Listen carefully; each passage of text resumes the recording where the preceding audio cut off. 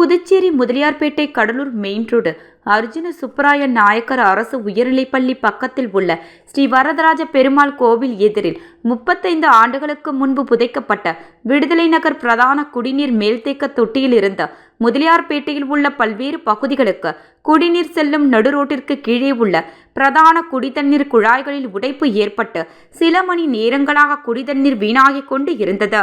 மேலும் சாலைகளின் இருபுறமும் பிரதான கடலூர் சாலையில் குடிதண்ணீர் வழிந்தோடி கொண்டிருந்ததால் பேருந்து, கனரக வாகனங்கள், பள்ளிக்கு செல்லும் குழந்தைகளின் வாகனங்கள், இருசக்கர வாகனங்கள், ஆட்டோ என்று பொதுமக்களுக்கு பெரும் இடையூறாக இருந்தது.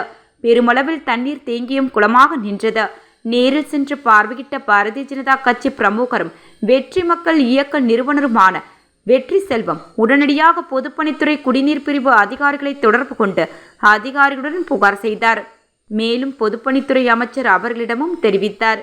மிகுந்த போக்குவரத்து நெரிசல் காரணமாக பகலில் சீர் செய்ய முடியாத பொதுப்பணித்துறை குடிநீர் பிரிவு அதிகாரிகளும் ஊழியர்களும் இரவு 10 மணிக்கு மேல் ஜேசிபி மற்றும் தகுந்த உபகரணங்களையும் ஊழியர்களையும் கொண்டு பிரதான குடிநீர் குழாய்களில் ஏற்பட்ட உடைப்பை விடியற் காலை வரை சரி செய்து முடித்தனர்.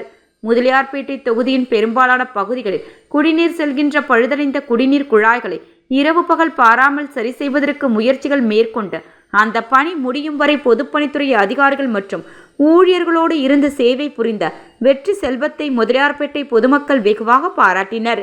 உடன் பாரதிய ஜனதா கட்சி மாநில பொதுக்குழு உறுப்பினர் இன்பசேகர் மற்றும் நிர்வாகிகள் இருந்தனர். மேலும் வெற்றி செல்வம், மாண்புமிகு பொதுப்பணித்துறை அமைச்சர் அவர்களும் அதிகாரிகளும் ஊழியர்களும் நன்றி கூறினர். அந்த வழியே இரவு நேரத்தில் கிராமத்திலிருந்து முதலியார்பேட்டை கடலூர் சாலை வழியாக நகர பகுதிக்கு திரும்பிக் கொண்டிருந்த மாண்புமிகு துணை சபாநாயகர் ராஜவேல் அவர்களும் வெற்றி செல்வத்தை வெகுவாக பாராட்டினார்.